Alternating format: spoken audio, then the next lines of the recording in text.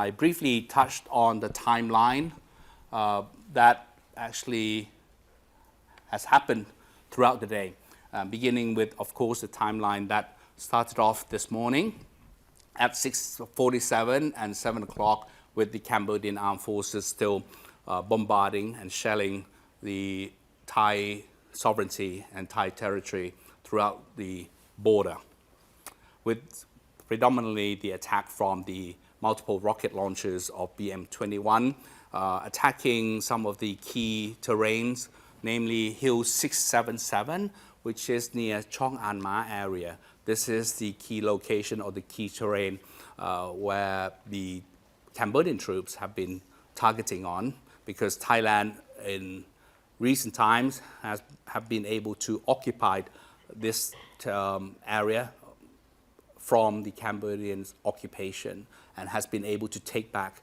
the control of the sovereignty of Thai soil. Also, at 11 o'clock, the Cambodian forces tried to launch rocket attacks on the Thai troops at Hill 350. This is located at Prasath Thakwai area. Again, an attempt by the Cambodian forces to take control of the position. However, they received a strong resistance from the Thai armed forces as a result. And at 1200 hours, the Cambodian forces heavily shelled the Thai troops positioned at Thakwai, again with the same or close vicinity with the Hill 350. We still have been able to counter the attack from the Cambodian troops.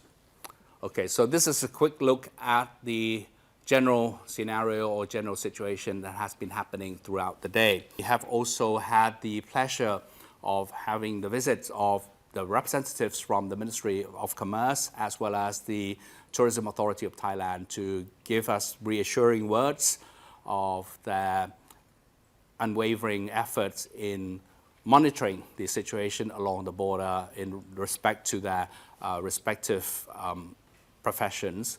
The Commerce has given the assurance that even though the trade along the border may have been affected, but this is only a temporary effect. And he reassures that once the situation is over, the trade between the two countries will return to normalcy. Similarly, the Tourism Authority of Thailand has given the assurance that Thailand still has many tourist attractions to visit. So any foreign nationals who are planning to visit the country, they are more than welcome to visit, with the number of tourist arrivals still maintaining its steady number. Obviously, tourist arrivals will continue to grow as anticipated for the high season. The announcement is that the National Security Council has entrusted the Thai Maritime Enforcement Command Center, or THAIMEC, to take this responsibility. THAIMEC is a special task group that embodies all relevant maritime agencies to gather information, coordinate, establish measures, and execute necessary tasks to safeguard Thailand's maritime sovereignty and interest.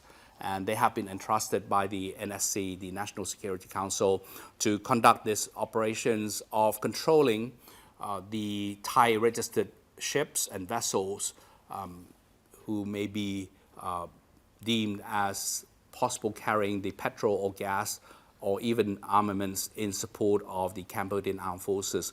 That will be restricted and limited as a result. Now we have the numbers as follows here.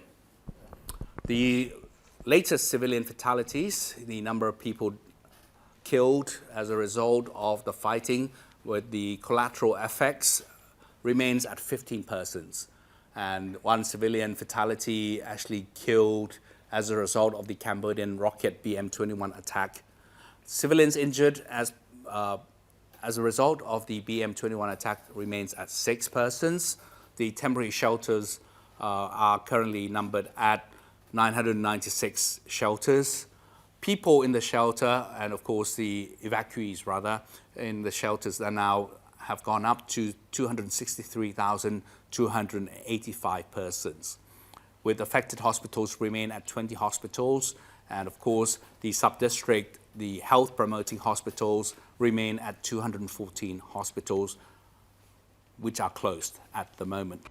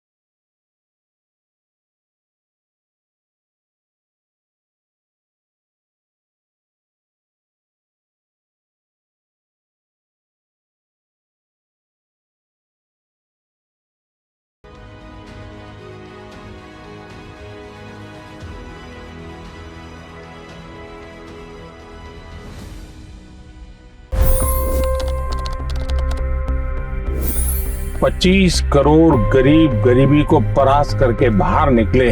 For the good of our nation, let's work together and let's truly make America great again. The fastest news breaks. Requested PM saying that look, you will have to speak to Putin and to Zelensky.